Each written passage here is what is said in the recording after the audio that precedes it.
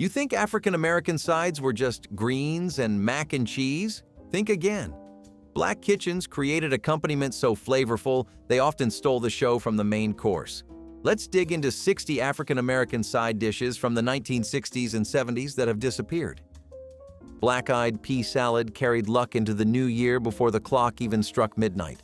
Served cold, it was tangy and refreshing, a rare contrast to the heavy holiday spread. The peas were cooked tender, then mixed with diced peppers, onions, and vinegar dressing that danced on the tongue. For many, it was more than a side dish. It was a ritual of hope. In African American homes, black-eyed peas symbolized prosperity and renewal, a tradition passed down from ancestors who made meaning from what they had. Preparing them for Christmas meant faith in what was coming. The salad was easy to make but full of flavor, something that improved with time as it sat in the fridge overnight. The tang of vinegar and sweetness of onion created a perfect harmony of balance and belief. It was light yet powerful, simple yet layered with heritage.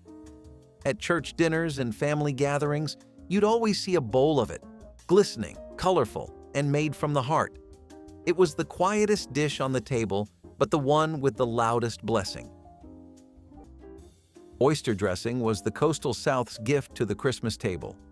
Cornbread crumbs mingled with chopped oysters, onions, celery, and sage, baked until the top turned golden and crisp. It was rich, briny, and savory, a dish that tasted of sea air and soil all at once. For African American families living near the coast, this was holiday tradition, passed down from ancestors who combined African, Native, and European influences into something uniquely their own. The oysters gave it depth, the cornbread warmth, and together they created something almost sacred. The smell of butter and herbs filled the kitchen long before dinner began. It wasn't just food, it was geography, history, and memory on one plate. Served beside turkey or ham, it brought balance and luxury, even when times were lean. Each forkful told a story of community and creativity, of people who turned their surroundings into sustenance. Oyster dressing was the ocean's whisper at a winter feast, a taste of home for all who grew up near the tide. Crumb-fried saltfish was proof that even the toughest cuts could be transformed with a little creativity.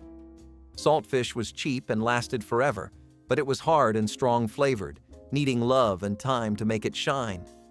Families would soak it overnight, then roll it in crushed biscuit crumbs before frying it in a skillet until golden.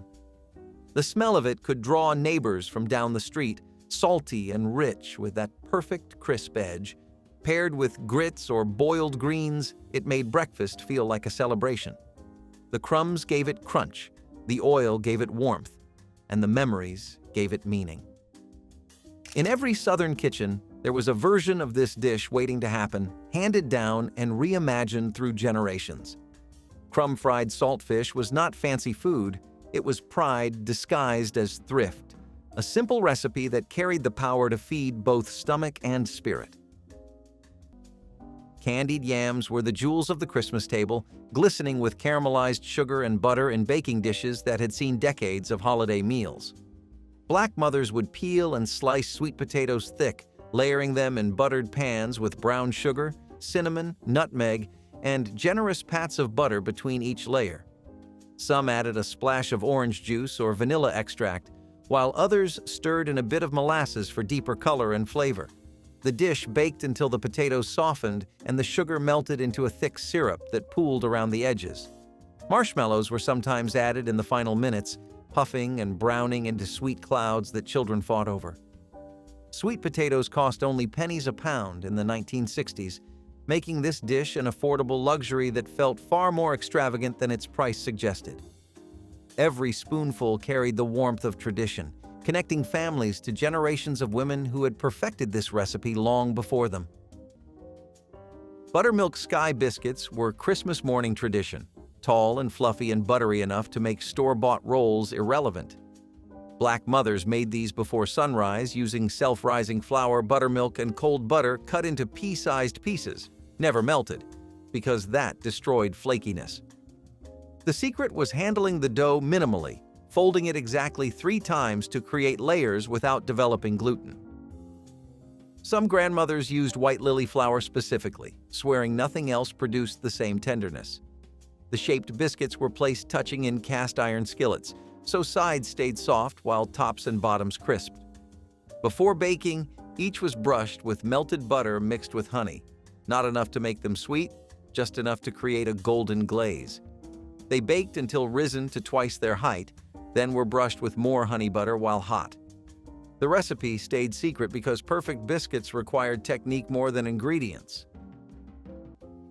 Red velvet cake was the showpiece dessert that Black mothers saved for Christmas, its dramatic crimson layers making it impossible to ignore on any holiday table.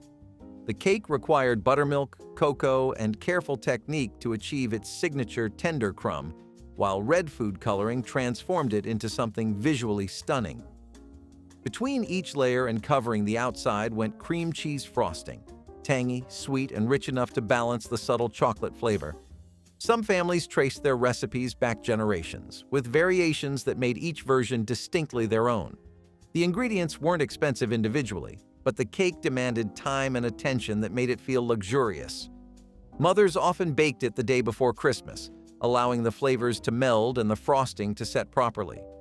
Children gathered to watch the assembly, knowing that this cake represented celebration in its highest form. Red velvet wasn't just dessert, it was edible proof that this day was different from all others.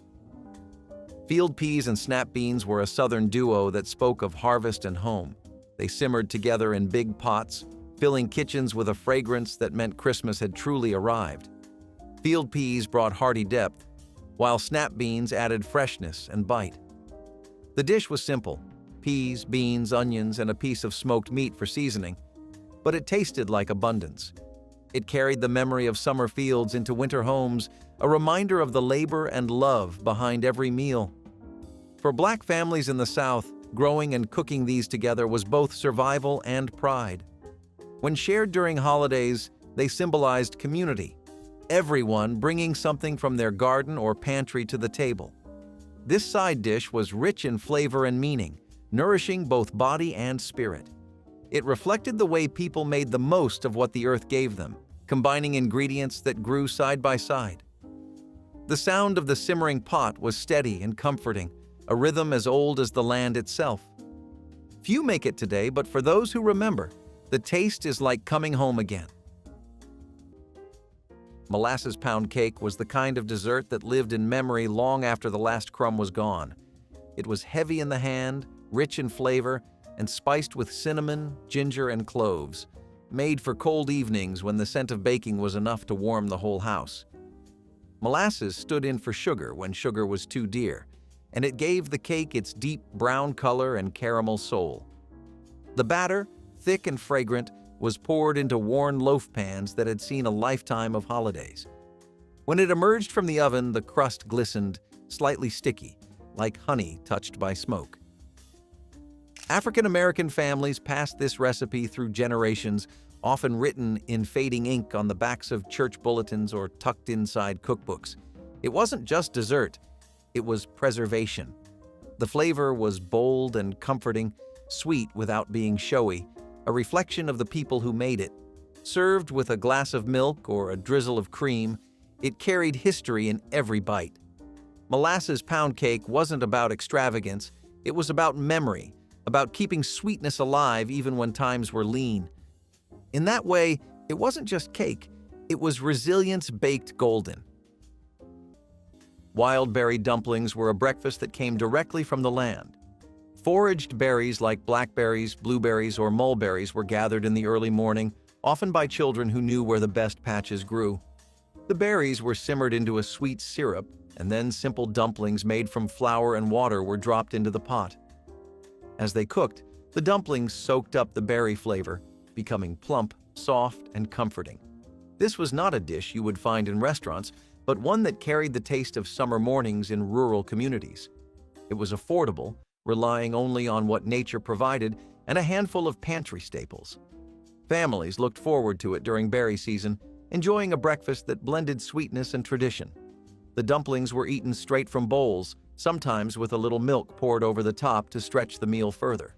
Wild berry dumplings were proof that even foraged food could feel like a feast. Salt and sugar apples were a quick delight on long afternoons when the pantry was bare. A single apple could become a treat with just a pinch of salt and a sprinkle of sugar rubbed into its skin. The salt made the sweetness shine, the sugar made the tartness dance, and together they created a taste sharper than candy. Children learned this trick from mothers and grandmothers who refused to let poverty steal joy. It was a snack that cost nothing but offered everything: brightness, laughter, and something to hold on to. Workers carried salted apples to the fields, students packed them for lunch, and families ate them under porches as the day cooled. The juice ran down your fingers, sticky and satisfying, proof that small pleasures still existed even when times were hard. Salt and sugar apples were a symbol of gratitude, of finding sweetness in hardship. They taught a quiet lesson that flavor does not come from excess, but from attention. Every bite felt like hope, crisp, honest, and alive. Chow Chow relish brought brightness and crunch to Christmas plates, heavy with rich meats and creamy sides, its tangy sweet flavor cutting through the richness. This preserved relish was made from late summer vegetables, green tomatoes, cabbage, onions, and peppers, chopped fine and pickled in spiced vinegar with sugar and mustard seeds. Black mothers canned dozens of jars during harvest season, storing them for winter meals when they would add welcome contrast to heavy holiday foods. A spoonful of chow chow alongside ham, greens, or black-eyed peas transformed each bite, providing the acidic balance that made rich foods more enjoyable. The relish cost almost nothing to make, using vegetables that might otherwise have gone to waste at season's end. Each family's recipe varied slightly. Some preferred sweeter versions, others added more heat. But all agreed that chow chow was essential. It represented the Southern tradition of putting food by, ensuring that summer's abundance extended through winter's scarcity. Black walnut pound cake was the Christmas treat that required foraging wild nuts in fall. Black mothers cracked black walnuts by hand, extracting the dark, intensely flavored meats that made English walnuts taste bland. The pound cake was traditional: butter, sugar, eggs, flour, but the black walnuts transformed it into something earthy and complex. The nuts were toasted lightly, then folded into the batter just before baking. The secret was using both butter and shortening in equal parts, which created pound cake that was tender but still had proper heft. A splash of bourbon enhanced the walnut's natural flavor. The cake baked in a tube pan until golden brown, filling the house with aroma that was impossible to resist. It cooled completely before being wrapped and stored, improving over several days as flavors deepened. Black walnuts stayed secret because finding and processing them required knowledge that not everyone had. Cornbread dressing with sage and gizzards was never written down. It was remembered. The smell alone could pull everyone into the kitchen before the pan even left the oven. The dressing was moist, peppery, and full of flavor that came from slow-simmered broth and scraps of meat that no one wasted. Every piece of gizzard, onion, and cornbread crumb had purpose. Women learned it by watching their mothers crumble bread by hand, stir broth until it felt right, and season not by measure but by memory. The sage gave it that unmistakable holiday taste, earthy and warm, tied to the idea of family coming home. This dish carried the spirit of resilience, using every bit of the bird and turning it into something worth celebrating. It stood proudly beside the turkey, sometimes outshining it.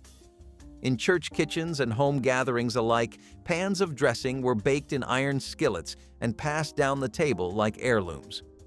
The sound of the first spoon breaking through the crust was enough to hush a room. This was Christmas in its truest form, made from scratch, filled with care, and meant to feed both body and soul. Baked chicken drumsticks with barbecue sauce were a Sunday treat even if it was Tuesday. Cheap family packs meant you could feed everyone without breaking your wallet. You would season the chicken with salt, pepper, and maybe a little sugar if you wanted that glaze to stick. Then it went into the oven until the smell wrapped around the house. The sauce would bubble and darken, thick like molasses, dripping down to the pan. Every piece came out sticky, sweet, and smoky, just right. You could eat it with white bread or plain rice, and it felt like more than enough. No one cared that it was not fancy. It was full of flavor and made with love. You licked your fingers clean and went back for seconds even when you said you were full. That was what made it special. It was proof that food did not need a big budget to feel like a celebration. Just heat, sauce, and time. Lard cakes were the sweetheart of hard times, the kind of dessert that brought back joy when butter was a dream. Made from flour, sugar, and a scoop of lard saved from breakfast, they baked up soft and fragrant. The smell filled the house, buttery without butter, rich without cream. People called them poverty cakes, but they tasted like victory. The lard kept them moist for days, and a touch of spice or molasses made them taste like something from a bakery. Children licked the crumbs from their fingers, not caring that it came from the same jar used for frying eggs. Every family had their own version, some with raisins, some with cinnamon, each one proud and personal. Lard cakes were a reminder that sweetness was not about luxury. It was about invention. They were proof that love could rise from scarcity, baked golden in worn pans and shared without shame. In kitchens filled with laughter and thrift, lard cakes turned necessity into delight. Baked ham with pineapple rings was the showstopper that anchored Christmas tables when Black mothers could scrape together enough for something special.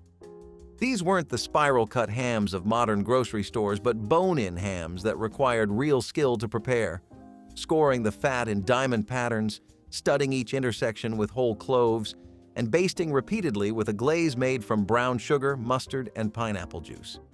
Canned pineapple rings were arranged across the top, each one secured with a toothpick and a bright red maraschino cherry at its center. The ham would roast slowly in the oven, filling the entire house with a sweetness that drew children from every corner. A 10-pound ham could cost around $5 in 1965, which represented a significant investment for most working families, but it stretched across multiple meals and fed crowds of relatives who gathered for the holiday. The leftovers became sandwiches, ham salad, and flavoring for beans throughout the following week. Brandied cranberry orange relish was the condiment that made store-bought cranberry sauce look like a joke. Black mothers made this weeks in advance with fresh cranberries that popped and burst as they cooked with sugar, orange juice, and zest. The secret was cooking them just until they broke down but still had texture, never letting them turn to mush. Once cooled, the relish was spiked with good brandy, enough to taste clearly but not be boozy, plus crystallized ginger chopped fine for heat. Some families added chopped pecans, others used golden raisins plumped in the brandy first. The relish was stored in glass jars where the alcohol preserved it and flavors melded into something more complex. By Christmas, it had transformed, sweet, tangy, warm, with brandy depth that paired perfectly with turkey and ham. Mothers guarded the brandy ratio and crystallized ginger addition because these made their relish memorable. Guests asked for the recipe every year, and every year mothers said it was just cranberries. Collard greens with smoked ham hocks were the heart of Christmas cooking in countless African American homes. The greens simmered low and slow for hours, their earthy scent filling the kitchen long before dinner was ready. Ham hocks gave them depth, salt, and smoke, the kind of flavor that came only from patience and thrift. Every bite told a story of making something rich from what little you had.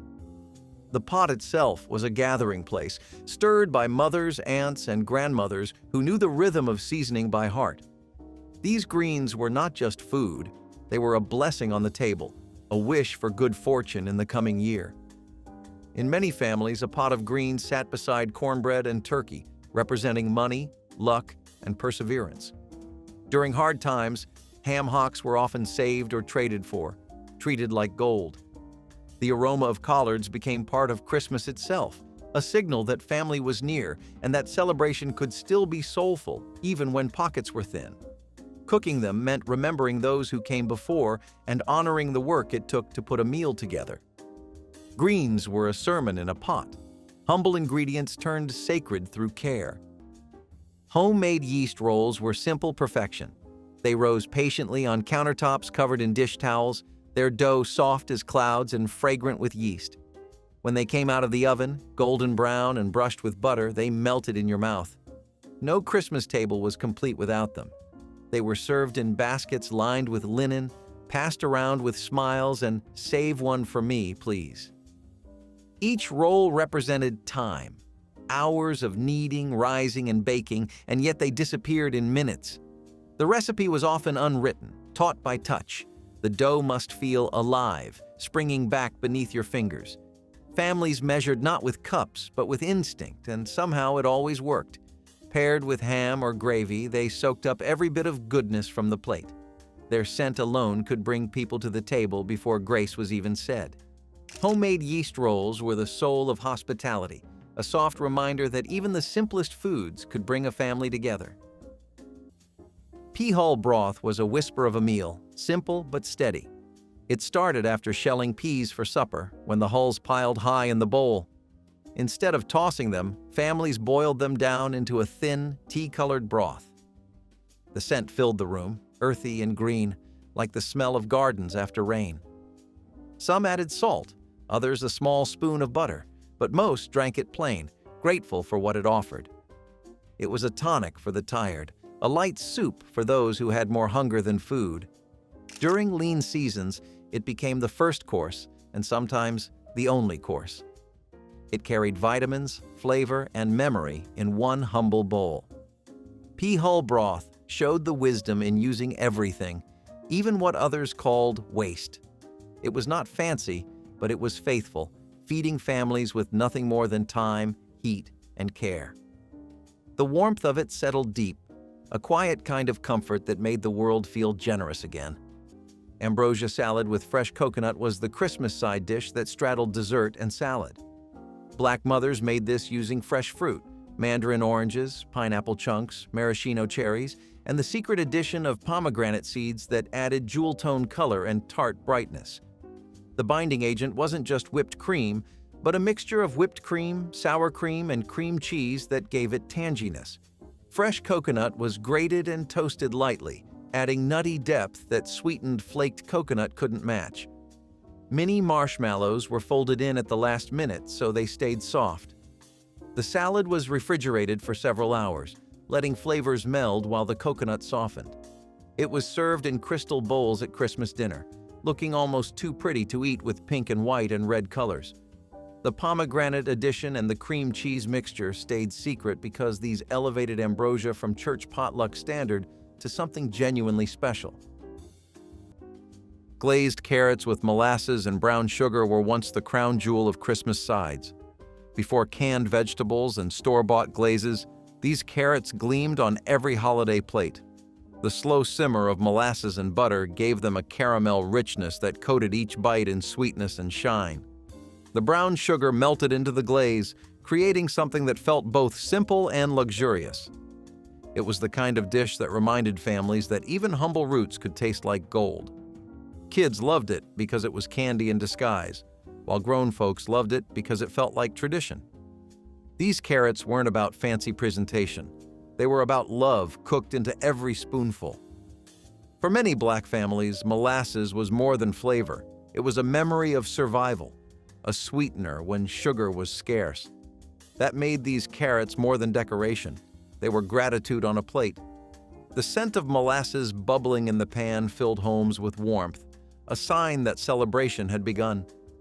Today, the dish has faded, but for those who remember, its sweetness still lingers in memory like a song you never forget.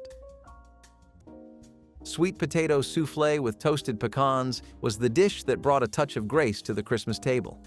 It shimmered like gold in its casserole dish, fluffy as a cloud, yet rich as any dessert. The base was simple: mashed sweet potatoes, sugar, eggs, and a hint of cinnamon, but the topping transformed it. Toasted pecans and brown sugar crisped into a caramel layer that cracked softly under a spoon. It was the kind of side that made guests lean forward and hum with delight after the first bite. African-American cooks made it to show pride in skill and patience, turning something humble into something elegant. Soufflés required care, the right whisk, the perfect timing, and a steady hand. But when it came out just right, it was a masterpiece of both texture and taste. The smell alone could warm the coldest winter morning. Every spoonful felt like a celebration of comfort and refinement all at once. In homes where food was love made visible, this soufflé was a quiet triumph, proof that tradition and artistry could live on the same plate. Baked macaroni pie was where comfort met celebration.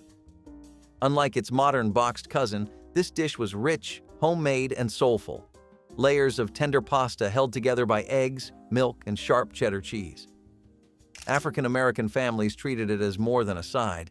It was a centerpiece of holiday tables. The top baked to a perfect crust, golden and bubbling, while the inside stayed creamy and soft. Every bite carried the flavor of home, of effort, and pride. Long before convenience foods arrived, this was what macaroni and cheese meant, a dish born from community cookbooks, perfected in cast-iron pans. Children waited eagerly for the first cut, watching the steam rise as it hit the cool December air. The smell filled the room, mingling with baked ham, greens, and sweet yams, forming the true symphony of Christmas dinner. Baked macaroni pie was more than sustenance. It was identity. It told a story of creativity born from scarcity, of making something extraordinary from what you had. That first creamy, cheesy forkful said everything about love that words couldn't. Soot biscuits were the kind of food you learned to trust when the fire was all you had. They were baked in soot-covered Dutch ovens, set right into the coals until the smell of toasted flour filled the air.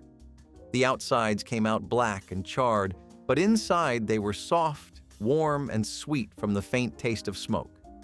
You brushed off the ash and split them open, steam rising like a small blessing. They were eaten with syrup, molasses, or even gravy if the morning allowed it. Families traveling, camping, or working the land knew this trick well. It was food that came straight from the earth and fire, raw and honest. Soot biscuits did not look like much, but they carried pride. They were proof that comfort could come from the simplest effort, that even ashes could feed the body and soothe the soul. The smell lingered on your hands and clothes, a reminder that good things sometimes came wrapped in smoke. Each bite tasted like work and gratitude, the flavor of survival baked in real flame. Pound cake was the foundational dessert that anchored Black Christmas tables, its dense buttery crumb requiring no frosting or embellishment to prove its worth. The traditional recipe called for a pound each of butter, sugar, flour, and eggs, proportions that created a cake so rich it needed nothing more than powdered sugar. Black mothers creamed the butter and sugar by hand until fluffy, then added eggs one at a time before folding in flour with patience the recipe demanded. Some added vanilla extract, others preferred lemon zest or almond flavoring to make their version distinctive. The cake baked slowly in tube pans until golden, filling kitchens with an aroma that announced Christmas had arrived. Slices were served plain, toasted with butter, or topped with fruit depending on the occasion. Pound cake kept well for days, improving in flavor as it sat, making it practical as well as delicious. This was legacy baking, recipes passed through generations of women who measured by feel rather than cups. Cinnamon-spiked red velvet cake was Christmas tradition that separated real bakers from box mix pretenders. Black mothers made this from scratch using cocoa powder, buttermilk, and red food coloring. But the secret was ground cinnamon stirred into the batter, just enough to add warmth without announcing itself. The cake was light and tender, with subtle chocolate flavor that let the cream cheese frosting shine. That frosting was made with real cream cheese, butter, and powdered sugar, beaten until fluffy. Some families added pecans, others kept it smooth, but everyone agreed that cream cheese frosting from a can was an insult. The three-layer cake was assembled with generous frosting between each layer, then covered completely until no red showed. It was refrigerated overnight so the flavors could marry and the cake could firm up. The cinnamon addition stayed secret because it was subtle but essential, creating complexity that made people wonder what made this red velvet different from all others. Sweet potato biscuits were soft, golden, and kissed with just enough sweetness to make them feel special. They were the kind of side that showed up in baskets wrapped with cloth, still warm from the oven. The dough was simple: mashed sweet potatoes, flour, and a little butter. But the hands that made them turned them into something almost holy. Sweet potatoes added color and sweetness, the kind that lingered in the air when you opened the oven door. They were often brushed with butter and stacked high beside glazed hams or roasted chicken. These biscuits spoke to the ingenuity of home cooks who stretched ingredients and still made everything taste like comfort. At Christmas, they became a soft reminder of care, food meant to hold you together. They were served to guests as a sign of pride and to children as a sign of love. Even in lean years, someone always found a way to make a batch. The sweetness was a celebration in itself, something earned and shared. Their scent alone could fill a room with warmth, carrying a legacy of home, patience, and heart. Pineapple upside-down cake was pure Sunday sunshine baked in a skillet. Mama would melt butter and brown sugar first, letting it bubble just enough to coat the bottom before laying perfect golden rings of pineapple in place. A bright red cherry sat in the center of each ring, like jewels in a crown. The batter poured on top was thick and sweet, sealing the fruit in a sugary glaze that caramelized as it baked. When it flipped out of the pan, everyone held their breath until it landed, glistening, golden, and smelling like heaven. The cake was soft and airy, the fruit sticky and rich, a dance of sweet and tart that no one could resist. Served warm with a dollop of cream, it was the definition of show-stopping simplicity. You could taste the pride in every bite, proof that beauty could rise out of everyday things. Pineapple upside-down cake was more than dessert. It was an event. Families made it to celebrate, to impress, or simply to make Sunday feel extra sweet. The first slice always drew applause, the last one quiet sighs. It was the kind of dessert that made an ordinary meal feel like a moment worth remembering. Watermelon rind hash was a dish that proved nothing in a Southern kitchen ever truly went to waste. After the sweet red fruit was eaten down to its pale skin, the green rinds were peeled, diced, and saved for the next meal. They were boiled until soft, then tossed into a skillet with onions, peppers, and a pinch of spice. What came out of that pan was golden and glistening, sweet with a hint of salt, smelling faintly of summer rain and backyard laughter. The rind soaked up flavor like memory itself, turning something forgotten into something worth savoring. Families served it with cornbread or rice, sometimes even cold the next morning with eggs. It filled bellies when money was short and reminded everyone that resourcefulness could taste as good as plenty. The sizzle in the skillet sounded like hope, sharp and quick, the sign that something good was about to happen. Watermelon rind hash was not just food, it was gratitude on a plate. Every bite told the story of people who refused to waste even the smallest blessing. It was sweet, it was humble, and it carried the quiet genius of survival, transforming scraps into a celebration that no one ever forgot. Smothered pork chops represented the kind of everyday made special cooking that Black mothers elevated for Christmas tables across the country. Bone-in pork chops were seasoned generously with salt, pepper, paprika, and garlic powder, then dredged in flour and fried until golden in a cast-iron skillet that had likely belonged to someone's grandmother. Once browned, the chops were removed while sliced onions and bell peppers were added to the same pan, cooking until soft in the rendered pork fat. Broth was poured in to deglaze the pan, scraping up all the flavorful fond before the chops returned to simmer in the gravy. The smothering process could take an hour or more, allowing the meat to become fork tender while the gravy thickened into velvet. Pork chops cost around 40 cents a pound in the mid-1960s, making them affordable for holiday splurging. Served over rice with the onion gravy ladled generously on top, this dish proved that slow cooking could transform cheap cuts into pure comfort. Hot wassail with spices was the Christmas drink that kept a pot simmering on the stove throughout the holidays.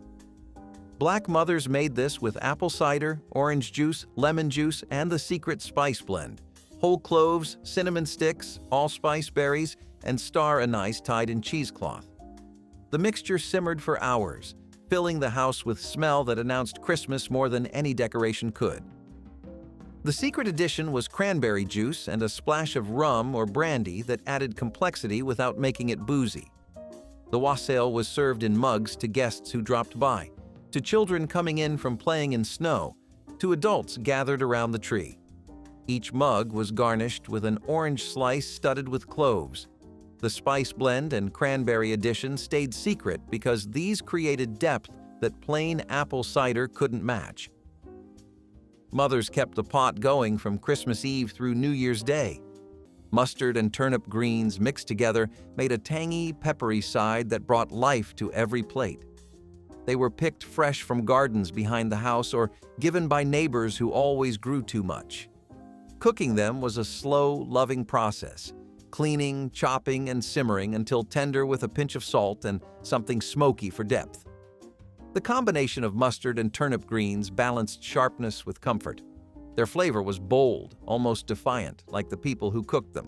These greens told a story of survival through simplicity, a reminder that good taste does not need wealth. At Christmas, they cut through the heaviness of rich meats and gravies, refreshing the palate and grounding the meal. Each bite held the brightness of vinegar and the bite of pepper, something sharp to remind you of life's strength even in hard times. Every family had its own way to cook them, some with a bit of onion, some with fatback, and some just with faith. The pot of greens sat at the back of the stove, bubbling steady like time itself, carrying the scent of home and history. Sweet potato pie with brown sugar meringue crowned holiday tables with a beauty that matched its flavor. Smooth, mashed sweet potatoes blended with warm spices created a filling as rich as any custard, poured into a flaky handmade crust. The crowning touch was a cloud of meringue whipped with brown sugar until caramel-scented peaks formed and browned lightly in the oven. Families saved the first slice for honored guests or elders, a sign of respect and affection. The pie carried the sweetness of the southern soil and the skill of generations who knew how to stretch simple ingredients into celebration. Children licked the mixing bowls clean while parents watched the meringue rise, a shared moment of anticipation before the feast. Over time, commercial pies and instant mixes dulled the tradition, but those who remember the warm aroma of brown sugar meringue know that this dessert is more than food. It is a memory of family love, patient hands, and the quiet pride of homemade beauty. Mud pie was not the dessert people think of today, but a savory meal that brought warmth when meat was scarce. It began with mashed potatoes, thick and creamy from yesterday's supper, spread across the bottom of a pan. A layer of bread crusts came next, torn from loaves that had grown stiff with time. Then came a pour of rich brown gravy, made from drippings and flour, seeping into the bread and potatoes like rain into soil. When it baked, the top turned dark and glossy, the inside soft and heavy with flavor. It looked muddy, hence its name, but it tasted like comfort itself. Families made it on Sundays, when scraps were gathered and hope was baked back into the week. The smell filled the house and called everyone to the table. Children fought for the crispy corners while parents smiled in quiet relief. Mud pie carried pride in every bite, the kind of pride that came from making something out of almost nothing. It was a meal that felt like a miracle, served hot from the oven and eaten slow, one spoonful at a time, a reminder that even hard days could end sweetly. Cornbread dressing was the dish that separated Christmas from ordinary Sundays, built from cornbread that mothers baked specifically to crumble and dry for the occasion. The preparation began days before the holiday, with pans of cornbread cooling on counters and sometimes white bread added for texture. The dried bread was crumbled into large bowls, then mixed with sautéed celery, onions, and bell peppers, all bound together with broth and beaten eggs. Sage, thyme, and black pepper provided seasoning, though every family guarded their particular combination as sacred. Some added boiled eggs chopped throughout, others folded in giblets that had simmered until tender. The mixture was poured into cast-iron skillets and baked until golden on top with a moist, custardy interior. Dressing was never called stuffing in most Black households. It was baked separately, developing a crust that stuffing could never achieve. At nearly zero cost beyond the cornmeal and vegetables, this dish proved that skill mattered more than expensive ingredients. Brown sugar bourbon ham glaze transformed the Christmas ham from ordinary to legendary, creating a mahogany crust that crackled when carved. Black mothers started with dark brown sugar, maple syrup, and Dijon mustard, but the secret was good bourbon, smooth stuff that added depth without harshness. The glaze was simmered with butter, apple cider vinegar, and blackstrap molasses that gave it caramel complexity. Some families added crushed pineapple, others used orange zest, but every family had their specific ratio. The ham was scored in diamonds, studded with cloves, then basted every 20 minutes, each application building layers of flavor. The glaze pooled at the bottom, mixing with drippings to create sauce so good people sopped it with rolls. This recipe was guarded because it made every other ham taste ordinary. Daughters-in-law asked for it, neighbors hinted, but the measurements stayed in mother's head until she decided you'd earned the right to carry it forward. Scalloped potatoes with onion and cheese were baked love layered in a pan. Thin slices of potato, creamy sauce, and sharp cheese melted together until bubbling and golden brown. The edges crisped while the center stayed soft and rich, creating that perfect mix of textures. For Christmas dinners, this dish brought comfort and elegance at once. It was often made in heavy glass or cast iron dishes, still warm when placed on the table. The onions gave sweetness, the cheese brought depth, and the potatoes carried it all with quiet strength. Families would crowd around, spoons clinking against the sides as they reached for seconds. It was the kind of dish that didn't need announcing. Its smell spoke first. African-American home cooks added their own touches: a bit of paprika, a sprinkle of garlic, or a splash of evaporated milk for richness. It was a recipe passed quietly between generations, unchanged because it was already perfect. When it came out of the oven, the whole house smelled like warmth, patience, and tradition. Collard green and onion hash gave leafy greens a starring role, turning a traditional dinner side into a savory breakfast companion. Fresh collard greens were sliced thin and quickly sautéed with sweet onions, a little garlic, and a splash of vegetable broth until tender yet vibrant. The result was a smoky, nutrient-rich hash that paired beautifully with eggs, grits, or cornbread. Some families added diced potatoes for extra heartiness, while others seasoned with a pinch of red pepper flakes to wake up the taste buds. This dish reflected a deep appreciation for garden vegetables and the ingenuity of African-American cooks who brought dinner flavors to the morning table. Collard green and onion hash provided iron, vitamins, and a satisfying warmth that lasted through long days. Its quick preparation and bold taste made it a weekday favorite, while its connection to Southern tradition made it feel timeless, proving that breakfast could be as wholesome and flavorful as any evening meal. Black walnut pound cake carried the wild woods straight into the holiday kitchen with a perfume unlike any other. Foragers collected the hard-shelled nuts each autumn, cracking them carefully to release the dark, robust kernels inside. The cake batter, rich with butter and eggs, absorbed the strong, earthy flavor of the walnuts, baking into a loaf dense enough to slice thin and savor slowly. Served at Christmas or family reunions, the cake announced both celebration and the success of gathering nature's bounty. Children helped shell the nuts, their hands stained brown from the husks, a seasonal badge of honor. Neighbors traded slices wrapped in wax paper as gifts, spreading cheer through the community. Today, imported walnuts and commercial cakes have replaced the ritual, but the memory of that deep, almost smoky taste lingers for those who once enjoyed a slice with coffee while snow fell outside and the house smelled of spice and toasting nuts. Pecan pie with bourbon and dark chocolate was the Christmas dessert that made store-bought pecan pies taste like cardboard. Black mothers made this with homemade crust, using butter and lard for tenderness and flake.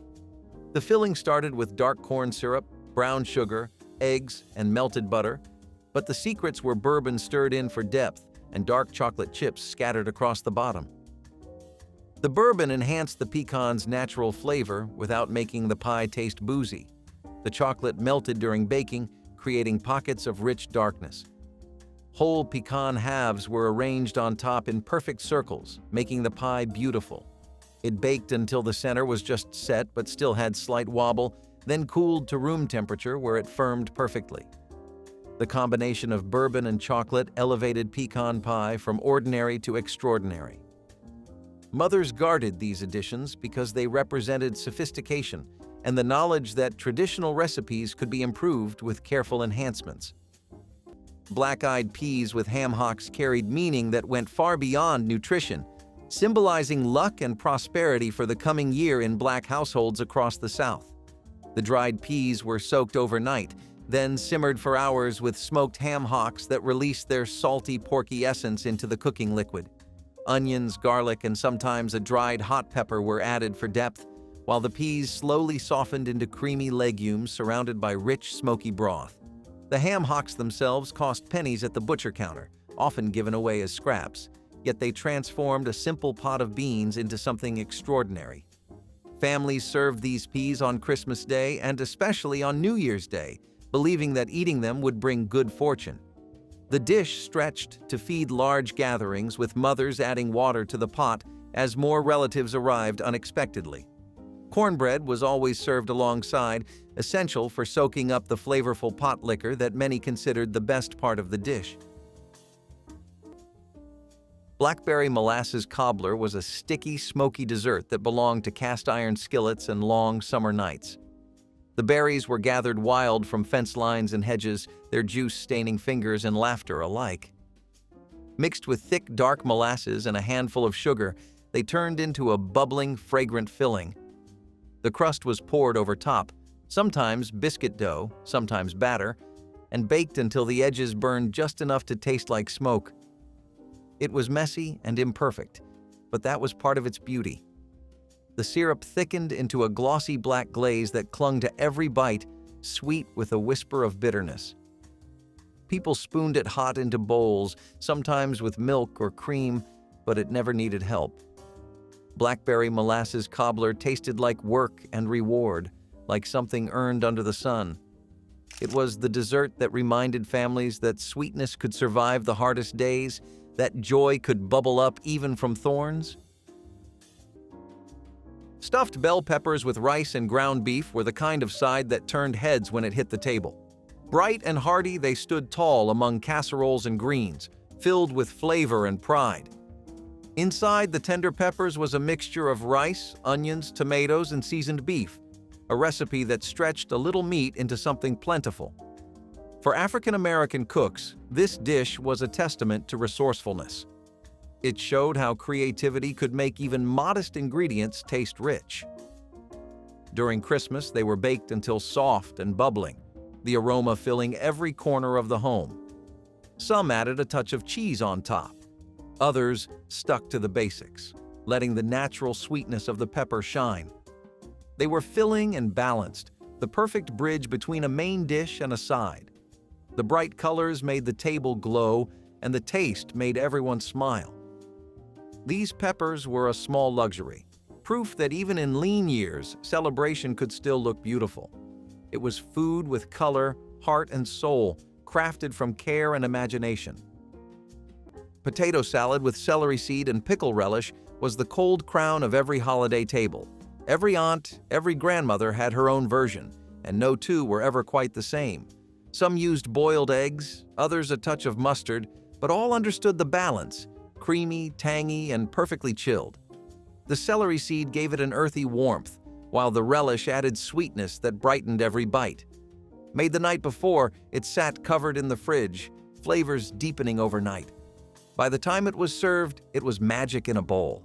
At Christmas, it paired beautifully with hams and roasts, cooling the richness of the meal with quiet confidence. It was one of those dishes that told a story of care, peeling, chopping, mixing, and tasting until it felt just right. Families measured skill by who had the best potato salad, a loving rivalry that carried on year after year. It was more than food. It was family identity, pride, and memory served cold. Collard greens with smoked neck bones were the kind of dish that turned time into flavor. They simmered all morning long, filling homes with a deep, steady scent that wrapped itself around every memory. The greens wilted slow, darkening as they soaked up smoke and salt from the bones. It wasn't a quick recipe. It was an act of devotion. The pot lid rattled, the broth thickened, and the kitchen grew warm even when the wind outside bit sharp. In many homes, the first taste wasn't eaten. It was offered in quiet thanks. The broth, called potlikker, was sacred, sopped up with cornbread until not a drop remained. Families added hot sauce, pepper flakes, or a pinch of sugar, but the soul stayed the same. The greens spoke of survival and gratitude, of making beauty from what the world discarded. Every spoonful carried stories older than the table it sat on. Forgotten by fast meals and new diets, it remains one of the truest expressions of home. When the pot boiled low and the air grew heavy with comfort, you knew Christmas had finally arrived. Corncob jelly was one of those miracles that made people smile at their own cleverness. When the corn was shucked and the cobs left behind, no one dared to throw them out. Those bare cobs went into a big pot of water, boiled until the water turned golden and sweet-smelling. Sugar and a little lemon juice got added next, then everything was strained until the liquid gleamed like honey. The result was a jelly that tasted faintly of corn, syrupy and light, the perfect spread for biscuits or toast. People used it when fruit was scarce, and it carried a quiet pride that came from turning scraps into sweetness. Grandparents remembered it from their childhood, when waste was not an option and imagination ruled the kitchen. Corncob jelly was proof that flavor could be coaxed out of what others might ignore. It was soft, shining, and made with patience. Those who tasted it never forgot that feeling of abundance born from scarcity. Each spoonful told the story of hands that worked hard, saved everything, and still found time to make something beautiful. Hog maw was Christmas morning tradition in many Black households, where the cleaned and stuffed pig stomach became a one-pot feast that carried families through the entire day. The stomach was scrubbed and cleaned meticulously, then filled with a mixture of cubed potatoes, sausage, onions, cabbage, and seasonings before being sewn shut. The stuffed maw was roasted or boiled until the outer casing became tender and the filling cooked through, absorbing all the flavors of the pork.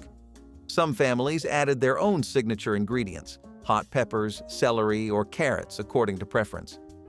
The finished dish was sliced into thick rounds that revealed the colorful filling within, each slice containing a perfect portion of meat and vegetables. At prices that barely registered at the butcher counter, often as low as 10 cents a pound, hog maw represented the ultimate in economical cooking. This dish connected families to ancestors who had survived on similar preparations, turning discarded parts into sustenance and celebration.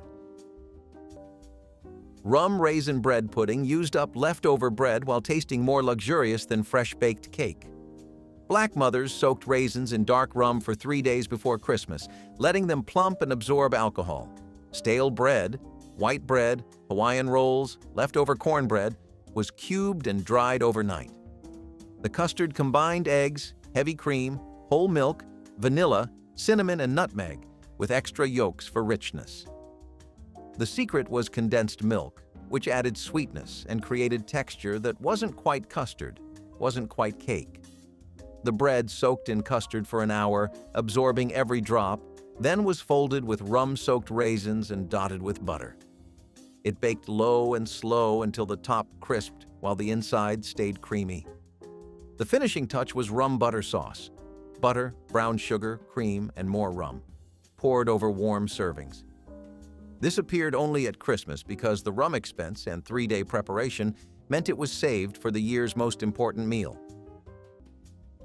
Fried cabbage with bacon fat was never glamorous, but it was always good. It started as a way to stretch meals, turning a simple head of cabbage into something hearty and rich. The sizzling sound of bacon fat hitting the skillet was the beginning of flavor itself.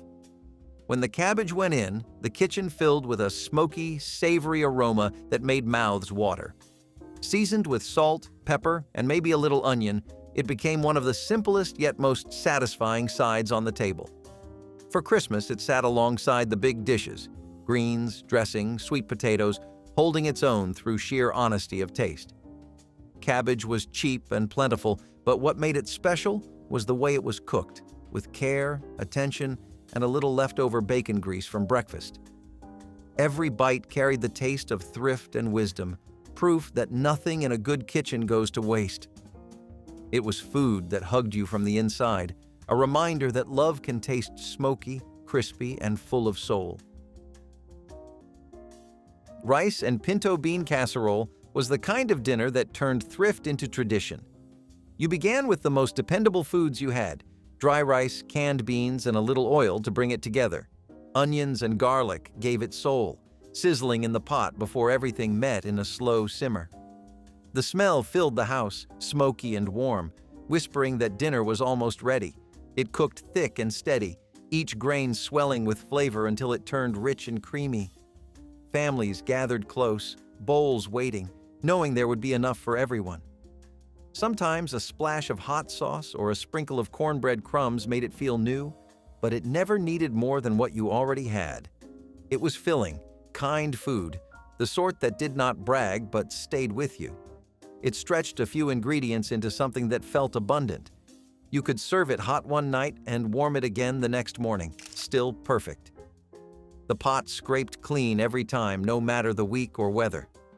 It was humble food that carried its own quiet pride.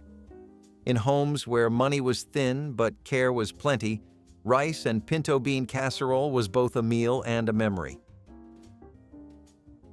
Sorrel leaf stew was the taste of home for generations who carried their roots wherever life took them.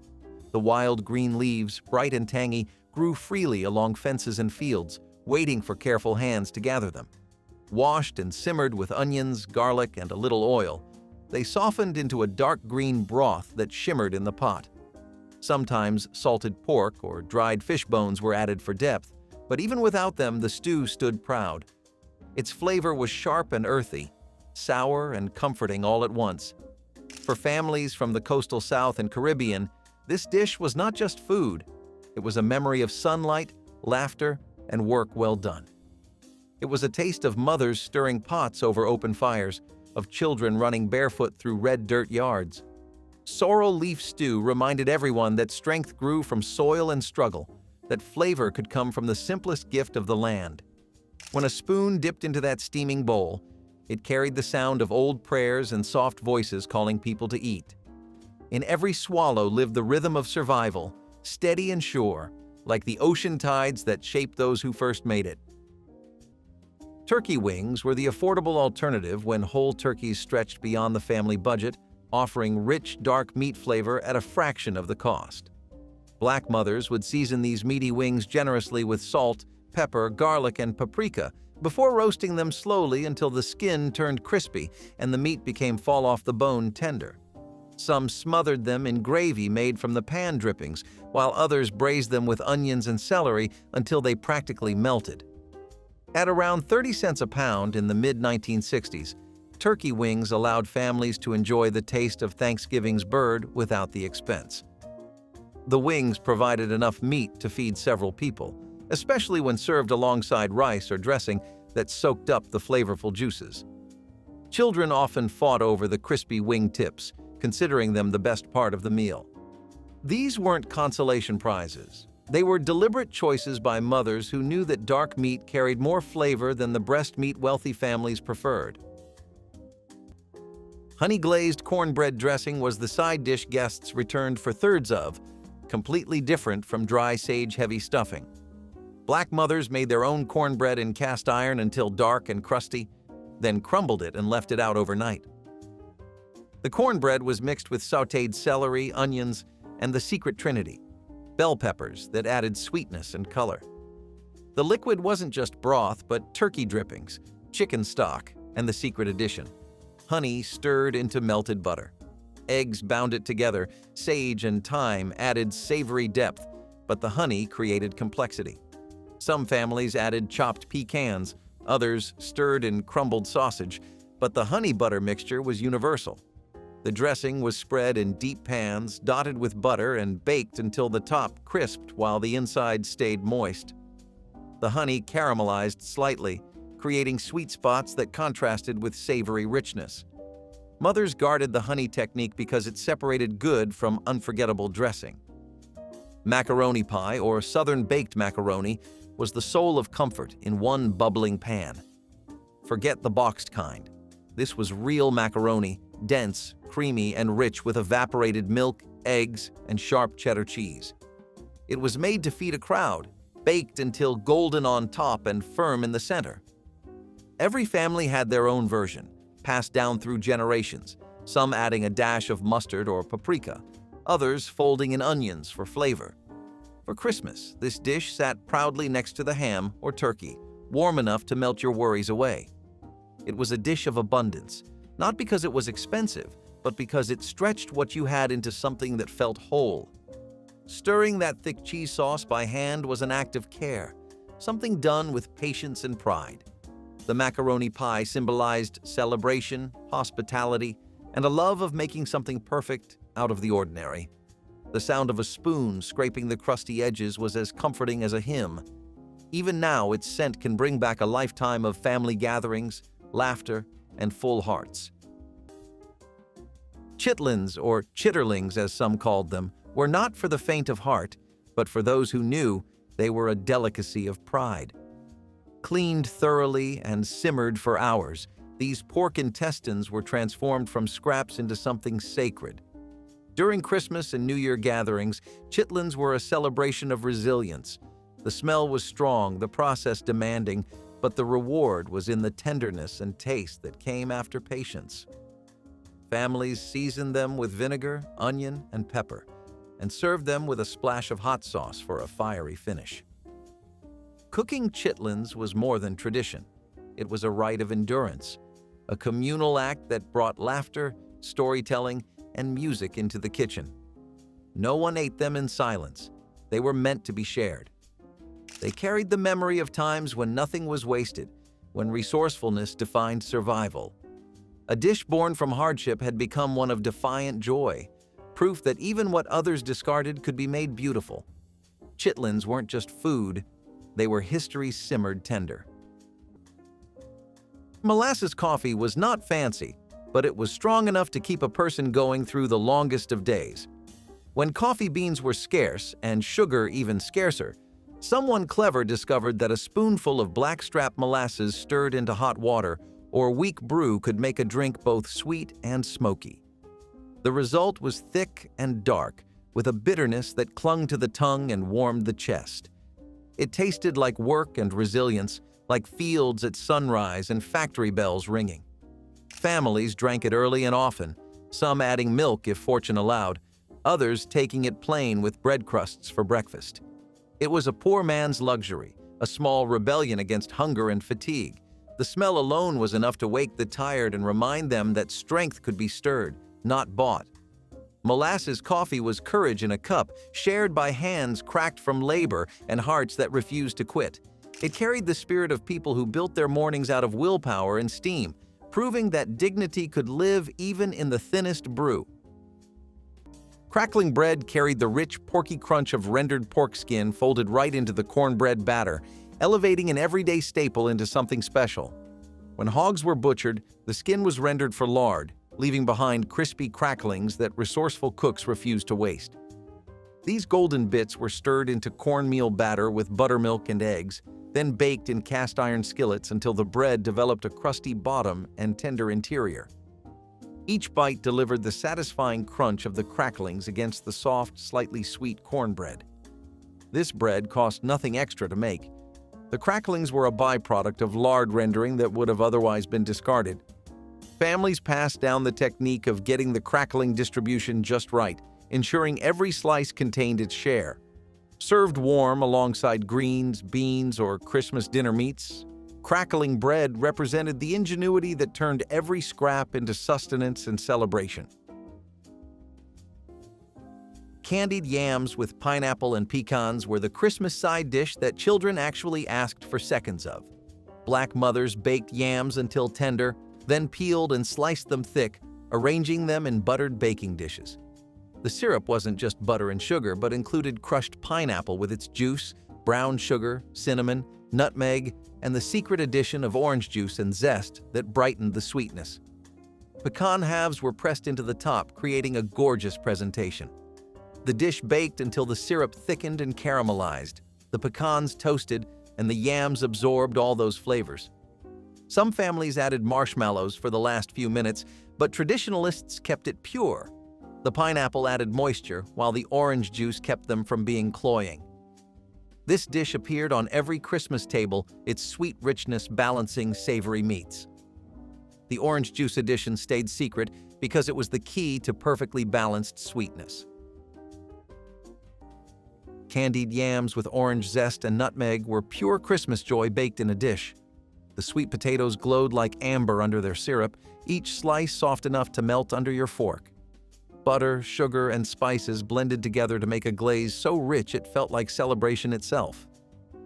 The orange zest lifted it all, adding brightness to the deep sweetness, while nutmeg brought warmth that lingered long after the last bite.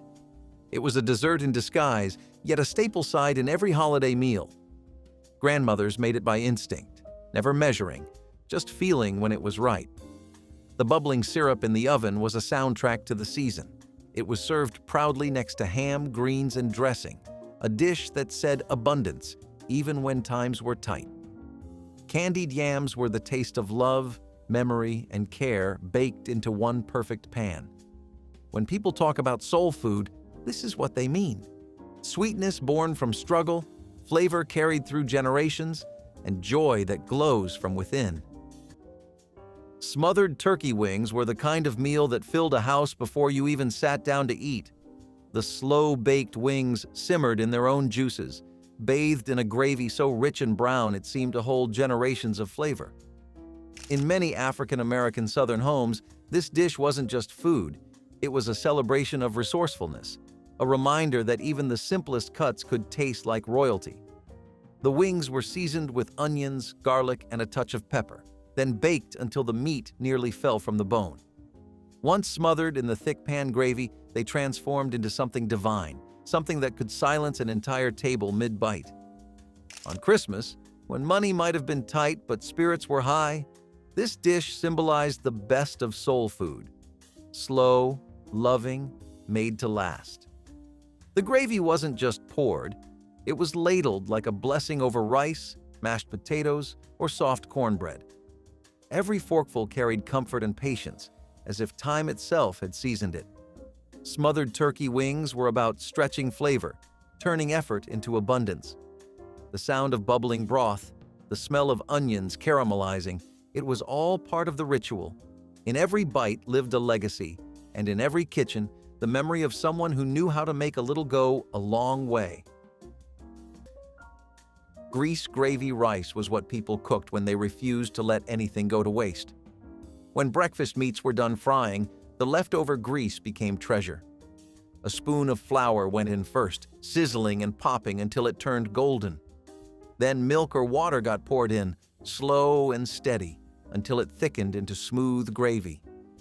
That hot gravy poured over white rice made something out of nearly nothing. It was salty, creamy, and smoky all at once.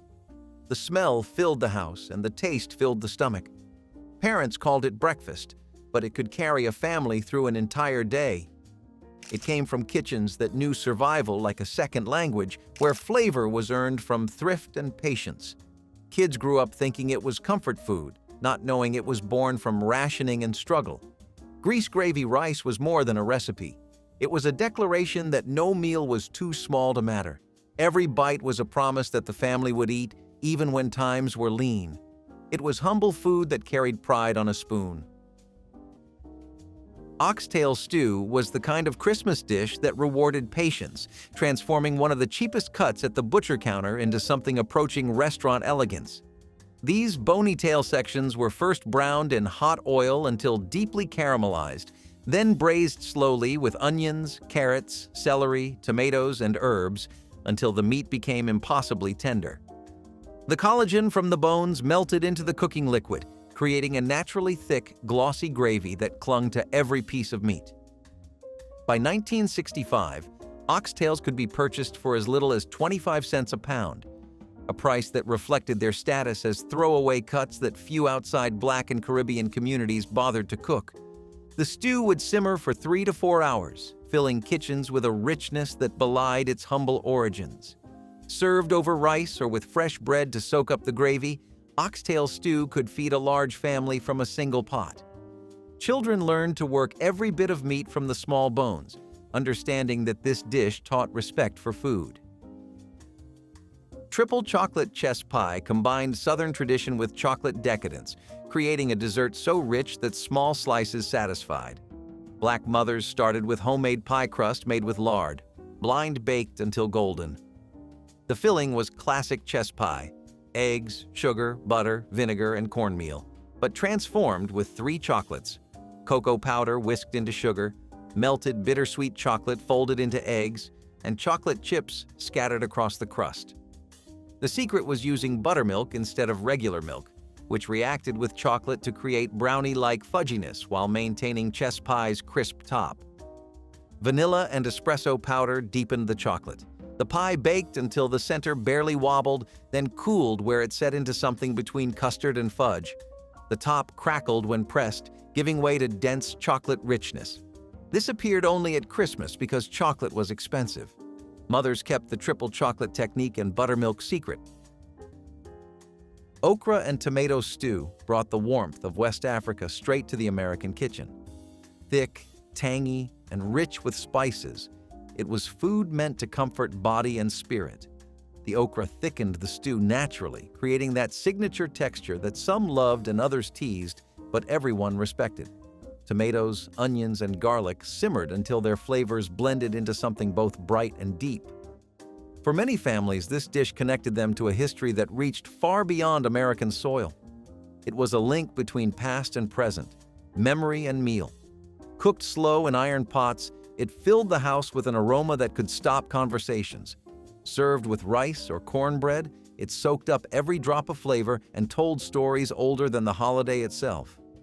It was a side dish, yes, but it was also history, survival, and celebration stirred into one pot. Every spoonful carried pride, patience, and the taste of home that no recipe could ever quite capture again.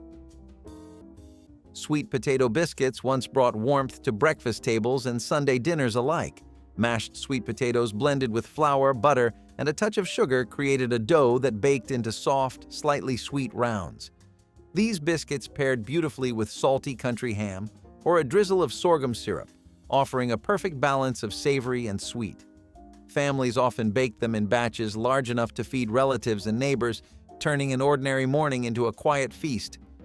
The natural sweetness of the potatoes gave the biscuits a gentle orange hue, a visual comfort as well as a culinary one. Children were often given the task of mashing the cooked potatoes, a small role that made them proud participants in a beloved family recipe. Today, store-bought rolls and instant mixes have replaced the slow, careful preparation of true sweet potato biscuits.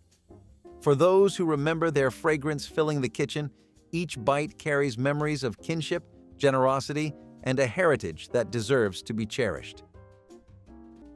Turnip-top dumplings were humble food turned holy. You started with a pot of greens simmering low, their smoky scent winding through the house. Bits of flour dough were pinched and dropped into the bubbling pot, swelling as they cooked and soaking up every trace of pepper and salt. The broth grew thick and rich, tasting of the land and the love poured into it. People called it poor man's stew, but it filled the heart as much as the belly. Served steaming in old bowls, it felt like warmth made visible. Children dipped crusts of bread into it while adults closed their eyes and savored the peace it brought. The dumplings were soft and chewy, little pockets of memory, flavored by patience and time. It was a meal for winter nights, for families gathered close, for prayers whispered over steam. Turnip-top dumplings carried a lesson that still matters. Food is never about wealth, but about care. In every spoonful was the proof that small things, done with love, could feed a world. Ambrosia salad was the special occasion fruit dish that made Christmas feel different from ordinary Sundays, its sweet creaminess delighting children and adults alike. Canned mandarin oranges, pineapple chunks, and shredded coconut were folded together with miniature marshmallows and sour cream or whipped topping. Some families added maraschino cherries for pops of red color, while others stirred in chopped pecans for satisfying crunch. The salad needed to chill overnight so the marshmallows softened and the flavors melted together into something magical. It straddled the line between side dish and dessert, appearing alongside the main meal but sweet enough to satisfy sugar cravings. Canned fruit was affordable year-round, making this dish accessible to families who couldn't afford fresh tropical ingredients. The name itself suggested something heavenly, and children often considered it the very best part of Christmas dinner. Fruitcake soaked in rum was the Christmas tradition that separated good fruitcake from the jokes everyone made about bad fruitcake. Black mothers started this cake in November, giving it time to age properly. The cake was dense with candied fruit, cherries, pineapple, citrus peel, and chopped pecans, bound together with spiced batter. The secret was soaking the fruit in rum for a week before baking, letting it plump and absorb alcohol. After baking, the cake was wrapped in rum-soaked cheesecloth, then wrapped again in foil and stored in a tin. Every week until Christmas, the cloth was unwrapped and more rum was brushed over the cake, building flavor and moisture. By Christmas, the cake was dark, dense, and intensely flavored, nothing like the dry, tasteless versions people complained about. It was sliced thin and served with coffee, a little piece going a long way. The weekly rum basting stayed secret because it required patience and attention that most people wouldn't commit to. Rice and gravy was more than a side dish. It was a quiet masterpiece that turned simple meals into feasts. On Christmas Day, it soaked up every drop of flavor from roasted turkey, baked chicken, or smothered pork chops. The gravy was never just one thing. It was the story of the meal itself, made from the drippings, broth, and love left behind in the pan. It was stirred until smooth, seasoned until right, and poured over rice that had been fluffed to perfection. In many homes, rice and gravy was the glue that brought the plate together, the taste that made everything else make sense. Children waited for that rich, silky spoonful that tied meat, greens, and bread into one complete bite. No one measured anything. It was all by memory and instinct. A little more flour, a splash more broth, a taste, and a nod. That was how gravy was born. For families that had little, it was a way to make the meal stretch. For those who had plenty, it was still the favorite part of the meal. Rice and gravy held history in its smooth texture, the creativity of making luxury from leftovers and turning every dinner into something worthy of thanks. Hoppin' John wasn't just a meal, it was a ritual. A bowl of black-eyed peas and rice cooked down with pork, it carried the promise of luck and prosperity into the new year. African-American families made it at Christmas and again on New Year's Day, believing every pea represented fortune to come.